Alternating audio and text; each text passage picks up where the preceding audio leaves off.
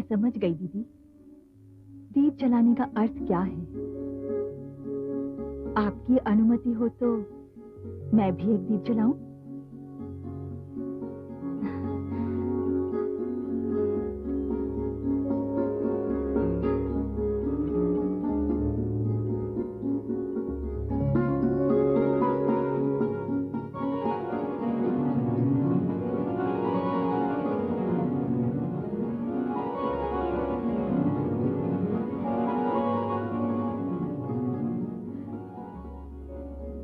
महाराज के भवन को प्रकाशमय बनाने में मैं भी अपना योगदान देना चाहती हूँ।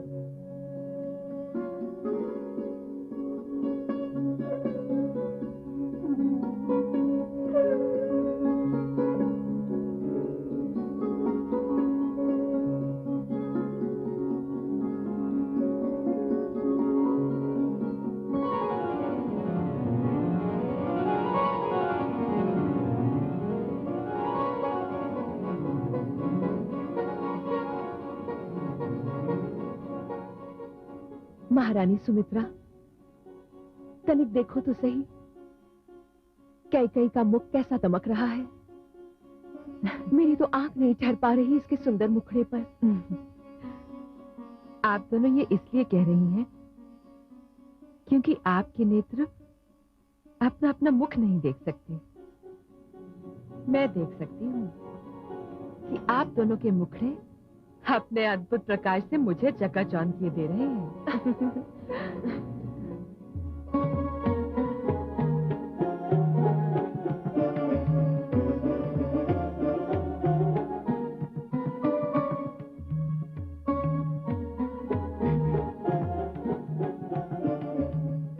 दीपक तो इस भवन में हर रात्र प्रज्वलित होते हैं, किंतु आज आप तीनों के दमकते मुखमंडल देखकर तो लगता है कि इन दीपकों की कोई आवश्यकता ही नहीं। आज इस भवन में ऐसा उजाला है मानो धरती पर सूर्य और चंद्रमा उतर आए।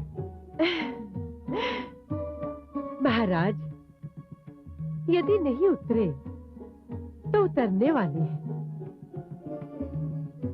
आपकी तीनों रानियां ऐसे सपुत्रों को जन्म देने वाली हैं जो इस धरती पर सूर्य और चंद्रमा के समान होंगे।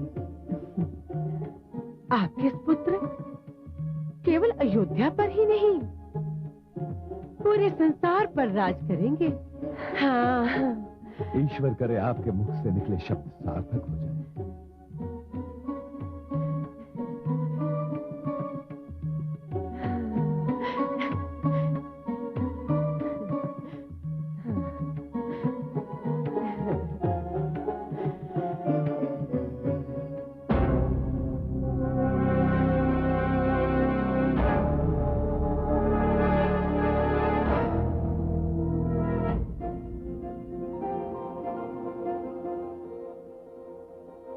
कमल नयन, आपको इतना आनंद विभोर मैंने पहले कभी नहीं देखा। आज तो आप आनंद से झूम रहे हैं। हाँ महादेवी, धरती पर चैत्र मास का आगमन होने वाला है और पृथ्वी पर मेरे आगमन की प्रतीक्षा इसी चैत्र मास में होगी। मेरी मानव लीला का आरंभ होते ही आपको भी अपनी भूमिका निभाने के लिए धरती पर अवतरित होना पड़ेगा। तो मुझे भी उस क्षण की प्रतीक्षा करनी होगी जब राजा जनक अपने हाथों में हल थाम लेंगे।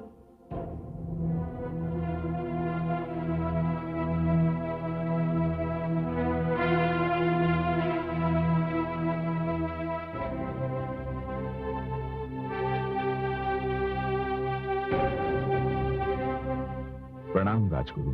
आयुष्मान भव। विराजिए।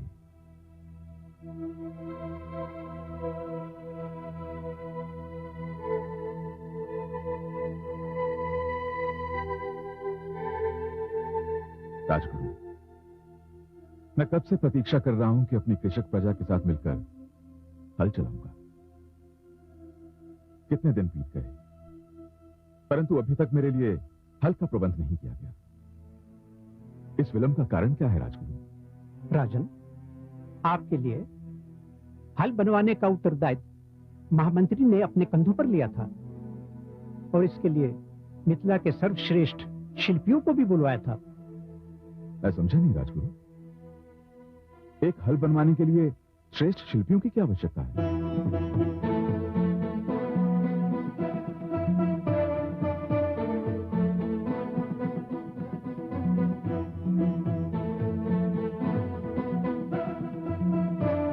मिथिला नरेश की जय हो।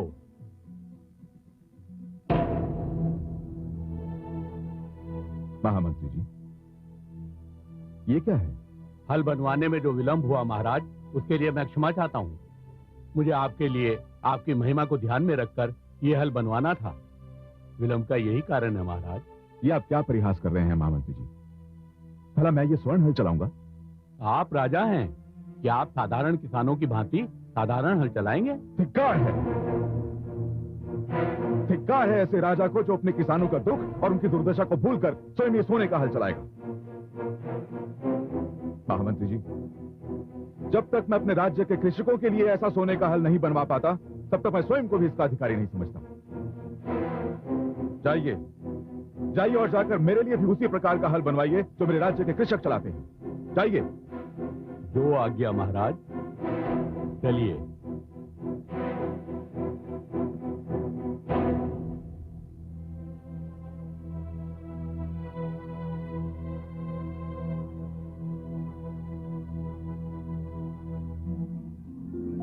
देखा आपने महादेवी, देखा आपने प्रजापालक राजा जनक को? उन्हें अपनी प्रजा के सुख दुख का कितना ध्यान है। इसी कारण तो उन्हें जनक अर्थात पिता कहा जाता है। हर राजा को ऐसा ही होना चाहिए महादेवी।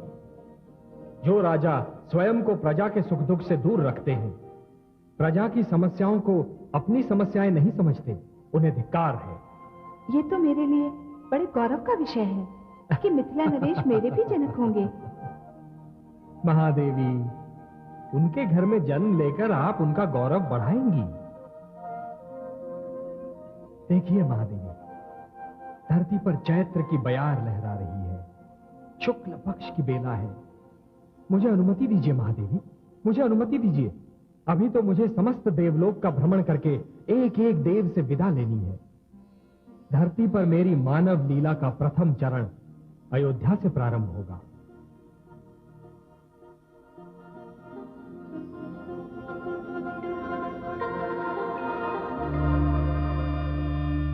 नारायण नारायण।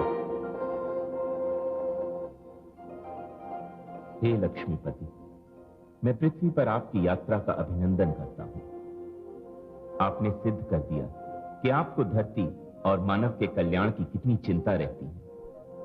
हे जगदीश्वर, पृथ्वी वाले अज्ञान के अंधकार में आपको भूल सकते हैं, किंतु आप पृथ्वी को दिया हुआ अपना वचन नहीं भूल सकते।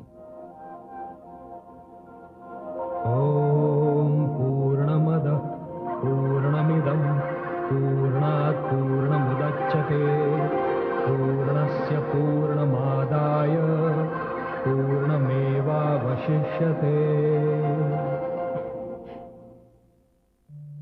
अब तो मेरी पुत्री को कोई कष्ट नहीं होगा। हाँ। पुत्री, देख, मैंने तेरे लिए औषधि बनाई है।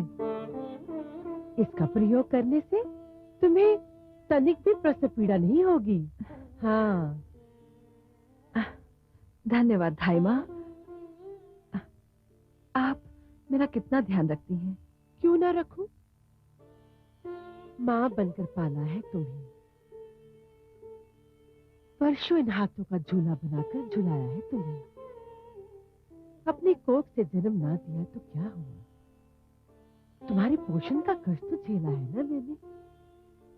ये लेप लगा ले। आपने दीदी कौशल्या और दीदी सुमित्रा को भी औषधि दी? क्यों दूं? उनके पास अपनी धाइयां है ना, वो दे देंगी। नहीं धाई माँ, वे दोनों मेरे लिए सगी बहनों के समान हैं। मेरे पास जो भी होगा वो मैं उनसे बांटूंगी। उन दोनों ने जो मुझे स्नेह दिया है वो मेरे जीवन का सबसे मूल्यवान धन है। इसीलिए तो मैंने महाराज के दिए हुए 2 वचन भी उनसे नहीं मांगे, जिससे हम तीनों बहनों में समानता बनी रहे। तू बहुत भोली है पुत्री। नहीं धाई माँ, यही मेरा कर्तव्य है। मैंने तो महाराज को भी अपने पास रुकने नहीं दिया, उन्हें दीदी कौशल्या के पास भेज दिया। आप ये लेप मेरी दोनों बहनों को भी दीजिए। जाती हूँ।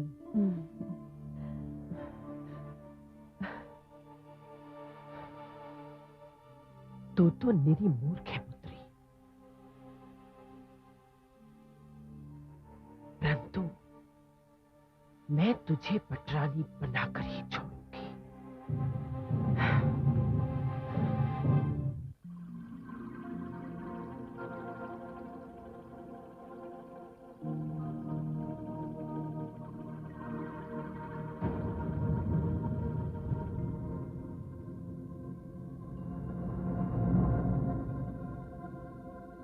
प्रणाम है आदि प्रजापति।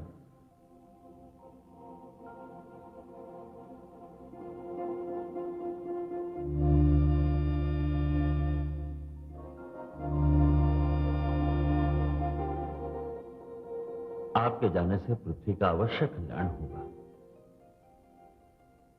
किंतु हमारे देवलोक सूने हो जाएंगे।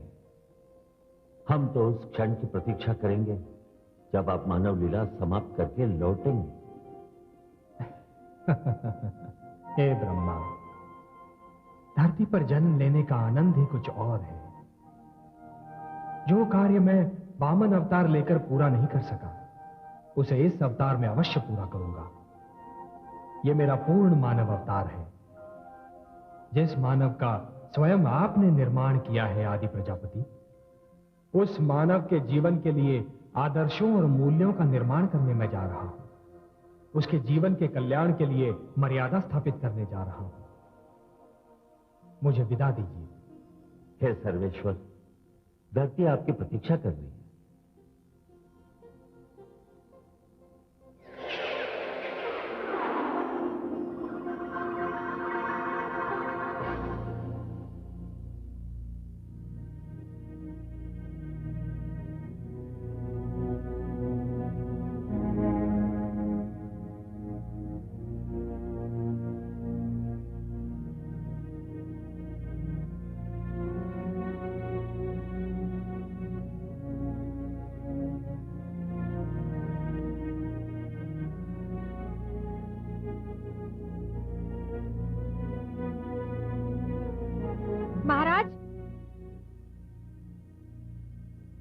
महाराज की जय हो। तीनों रानियों को प्रसव पीड़ा आरंभ हो रही है। बधाई हो महाराज, बधाई हो। बधाई हो महाराज, बधाई हो। अभी कुछ समय पूर्व ही जब मैं अपने आश्रम से आपके भवन की ओर आ रहा था, तो मैंने एक अद्भुत दृश्य देखा। मलय पवन डोलने लगा, उपवन में फूल खिलने लगे और मुरझाए हुए फूल भी निखरने लगे। अयोध्या के सारे उद्यान लहलहा उठे, आकाश मुस्कुराने लगा और सरयू की लहरें गीत गाने लगी। महाराज, राजन, ऐसा प्रतीत होता है जैसे आपकी रानियां संतान को नहीं, इतिहास को जन्म देने वाली है। इस समय तो मेरी केवल एक ही चिंता है गुरुदेव, कि जो होना है वो कुशलता पूर्वक हो जाए, शिशुओं और माताओं को कोई कष्ट ना हो और वे स्वस्थ रहें। तथास्तु, ऐसा ही होगा महाराज।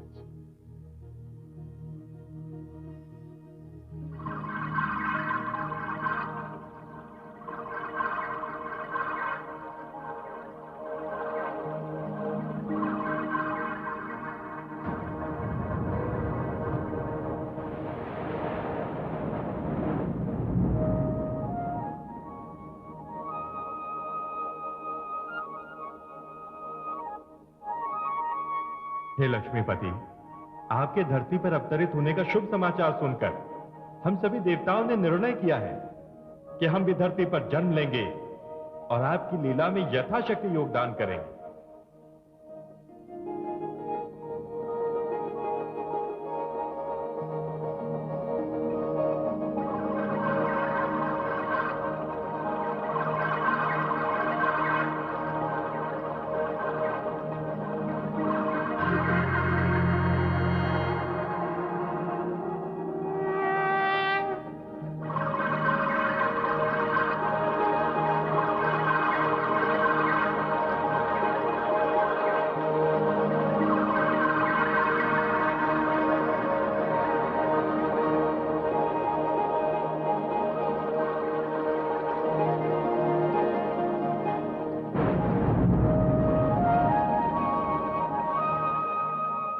प्रणाम श्रीहरि। प्रणाम भोलेनाथ। आपके इस अवतार से धरती धन्य हो जाएगी। सारी अयोध्या नगरी पुष्पों से महक रही है, दीपों से जगमगा रही है। मैं भी आपके इस बाल रूप के स्वागत के लिए धरती पर आना चाहता हूं। आपके कार्यों में आपका सहयोगी बनना चाहता हूं, परंतु हे प्रभु, मैं ये निर्णय नहीं कर पा रहा हूं कि मुझे किस रूप में धरती पर आना चाहिए। आप ही मुझे परामर्श दीजिए। हे भोलेनाथ, देवर्षि नारद ने क्रोध में आकर मुझे एक शाप दिया था कि कभी मुझे वानरों से सहायता मांगनी होगी। भोलेनाथ, उचित यही होगा कि आप कृपया वानर रूप में अवतरित हों, जिससे देवर्षि नारद का शाप रूपी ऋण उतर जाए। हे सर्वेश्वर, आपके इस मार्गदर्शन के लिए आपको कोटि कोटि धन्यवाद।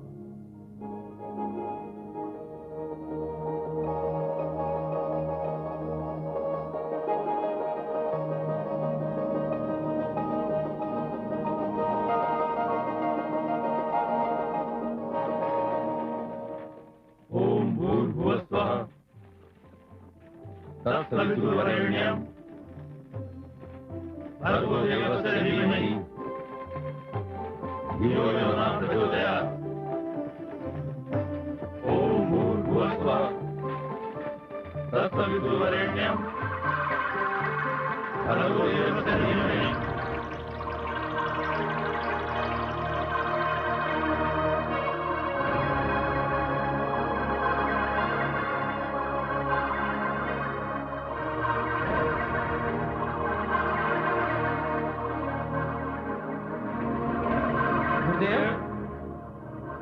ये तो अद्भुत दृश्य है।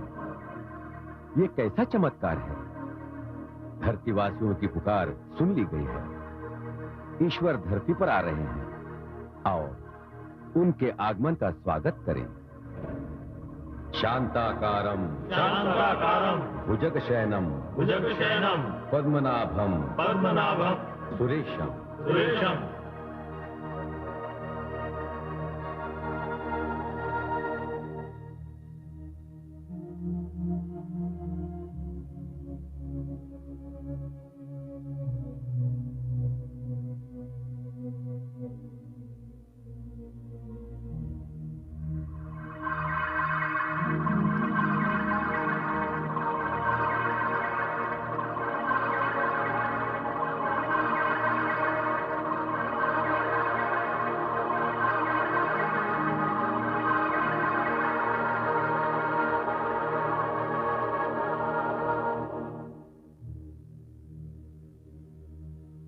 ये कैसा प्रकाश पुंज था गुरुदेव? आप लोगों ने देखा? हाँ हाँ महाराज, यह प्रकाश पुंज हमने भी देखा। राजन, ये तो शुभ संकेत है। आपके भवन में कोई महान आत्मा पधारी है। महाराज की जय हो, महाराज की जय हो।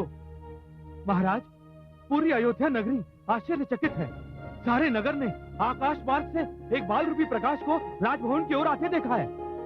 पूरे आकाश में सुंदर सुंदर रंग दिखाई दे रहे थे और सारे नगरवासी महाराज के आंगन में संतान की किलकारी गूंजने की प्रार्थना कर रहे हैं। मात्र नगरवासियों को ही नहीं राजन, अभी तो पूरे संसार को एक शुभ समाचार मिलने वाला है। अयोध्या वासियों से कहा जाए कि वो उत्सव की तैयारियां करें। जो आज्ञा महाराज।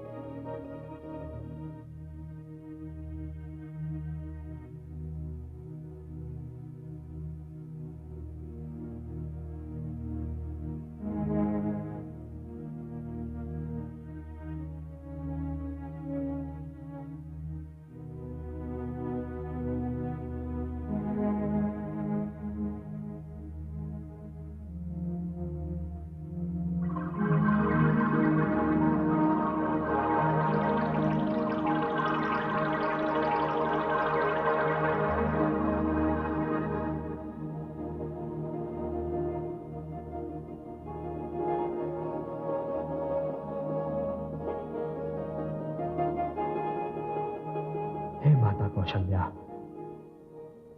यह मेरा परम सौभाग्य है कि मैं आप जैसी देवी की कोख से जन्म लेने वाला हूं। मैं मानव कल्याण हेतु धरती पर अवतरित हो रहा हूं माता, और आज मेरे हर्ष की कोई सीमा नहीं है।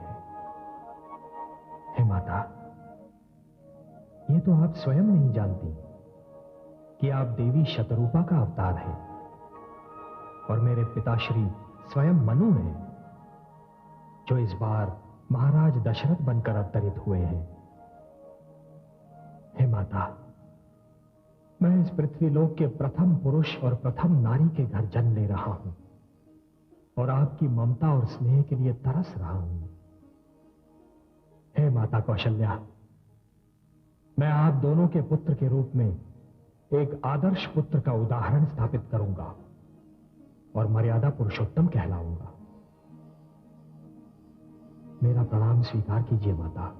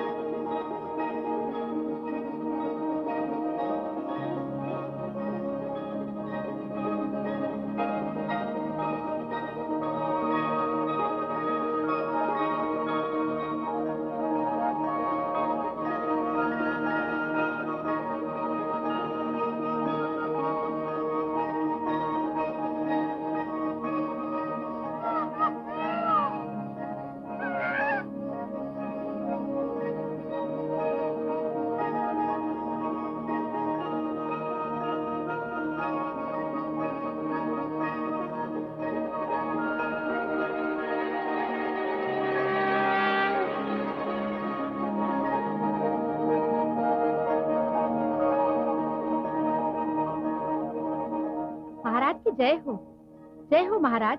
महारानी कौशल्या ने कमल समान पुत्र को जन्म दिया है। बधाई हो महाराज, बधाई बधाई हो। हे महाराज, उनका कक्ष प्रकाश से दमक रहा है और सुगंध से महक रहा है। शीघ्र चलिए।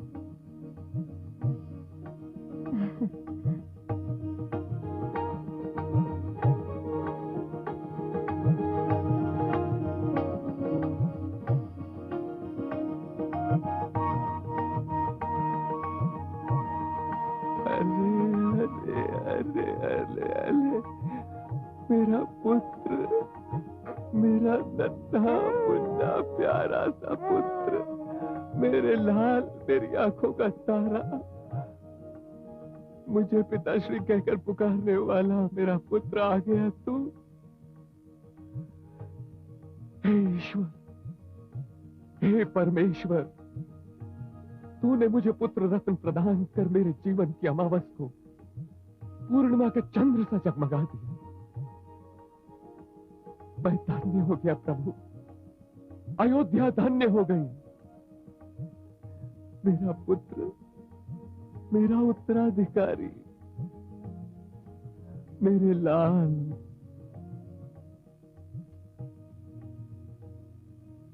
भय प्रगट कृपाला, दीन दयाला, कौशल्या हितकारी,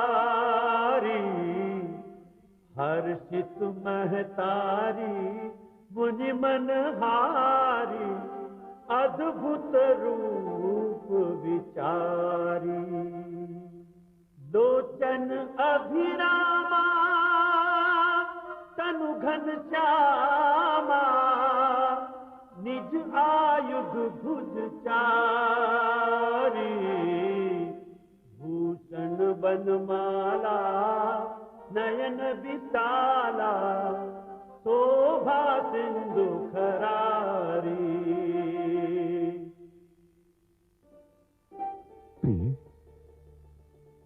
देखिए तो हमारा पुत्र कितना सुंदर है।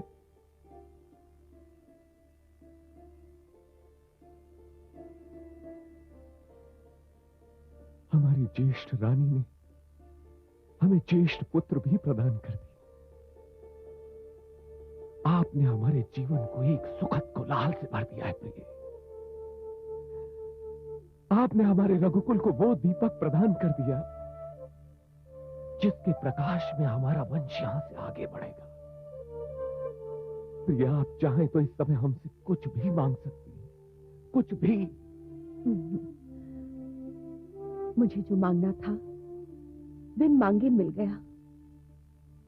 आपके अधरों पर जो मुस्कान है, नेत्रों में जो चमक है, मुख पर हर्ष की जो लालिमा है, मैं ईश्वर से वही मांगा करती थी। आज आपको देखा तो लगा भगवान ने मेरी सुन ली। मुझे सब कुछ दे दिया। प्रणाम महाराज, प्रणाम महारानी जी। महर्षि और महामंत्री जी पधारे हैं।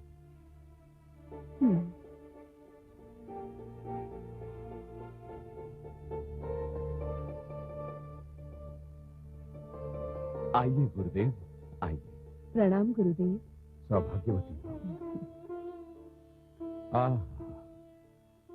मैं धन्य हुआ। राजन, इस बालक में मुझे यश, तेज, वीरता, धैर्य और मर्यादा की प्रतिष्ठा तथा चरित्र की महानता का बाल रूप दिखाई दे रहा है। अब मुझे ज्ञात हुआ कि अयोध्या में अचानक ही वसंत क्यों छा गया था। उसका कारण क्या था? गुरुदेव, एक संतानहीन पिता को पुत्र जन्म पर जो हर्ष होता है वो तो मुझे है ही, किंतु न जाने क्यों मुझे ऐसा लग रहा है कि मेरा ये नवजात शिशु पुत्र से कुछ बढ़कर है। कौन है ये समझने में मैं असमर्थ हूं। आपको समझने की आवश्यकता ही नहीं है राजन। ये बालक स्वयं समझा देगा कि ये कौन है, क्या है। गुरुदेव, मैं अपने इस पुत्र का कोई ऐसा नाम रखना चाहता हूं जिसे संसार कभी भूल न पाए। अवश्य राजन, आज चैत्र मास के शुक्ल पक्ष की नवमी तिथि है। पुनर्वसु नक्षत्र है और कर्क लग्न में राजमहिषी कौशल्या ने इस अनन्य बालक को जन्म दिया है। इसके स्वयं के ग्रह भी महान है। इस समय सूर्य, मंगल, गुरु, शुक्र, शनि, ये सभी ग्रह अपने उच्च स्थान पर हैं। आपके घर में साक्षात ब्रह्म ने जन्म लिया है राजन। इस बालक का नाम राम के अतिरिक्त और कोई हो ही नहीं सकता। राम,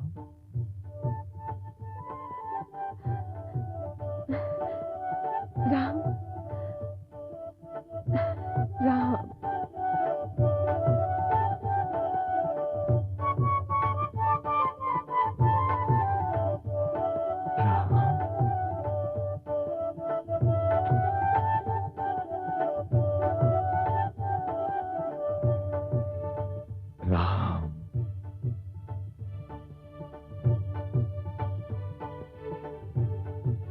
महामंत्री सुमंत, सारी अयोध्या में घोषणा करवा दीजिए कि हमारे घर रघुकुल के भविष्य ने जन्म ले लिया है।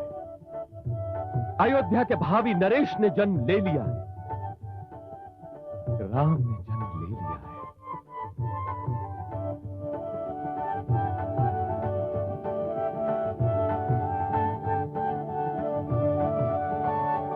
छोटी रानी, राम आ गए।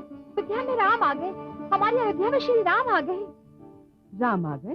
हाँ छोटी रानी, बड़ी रानी ने सूर्य समान पुत्र को जन्म दिया है।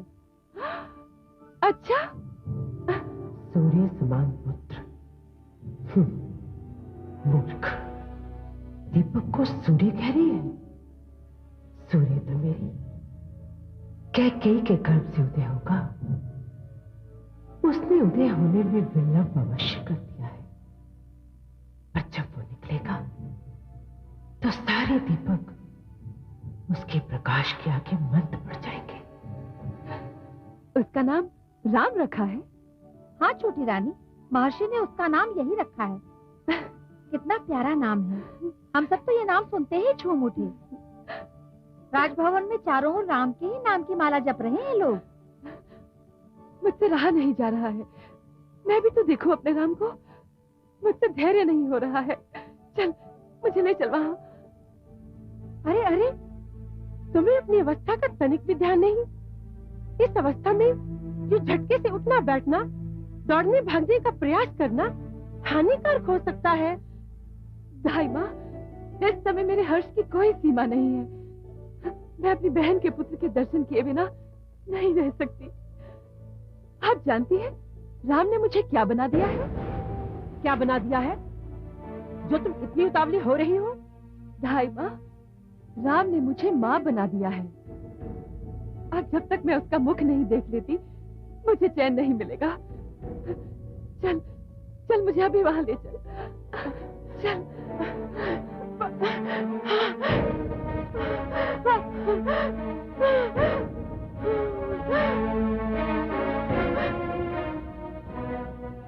हे ईश्वर, तूने एक बार फिर मेरी प्रार्थना अनसुनी कर दी। मैं तेरे आगे कितना गिड़गिड़ाई कि सबसे पहले संतान मेरे पुत्री को ही देना, किंतु हर समय तुम मेरी प्रार्थना सुनते समय ही बहरा क्यों हो जाता है? परंतु मेरा नाम भी मंत्रा है, मंत्रा। मैं अपनी पुत्री को